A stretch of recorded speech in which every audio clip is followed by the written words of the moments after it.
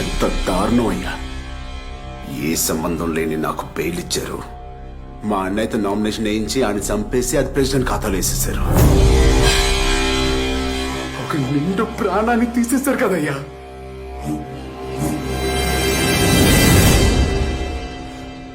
చంపకుండా ఊరుకుంటారా? తక్కువ నా కొడకల్లారా. నా ఇంటి గడప తొక్కడానికి కూడా అర్హత లేనివాడు నా కూతురు పడగదిలోకి వచ్చేద్దామనుకున్నాడా మీ అన్నయ్య? మీరెంత, మీ బ్రతుకెంత? ఇప్పుడు కరెక్ట్ గా మాడుతున్నారు సారు.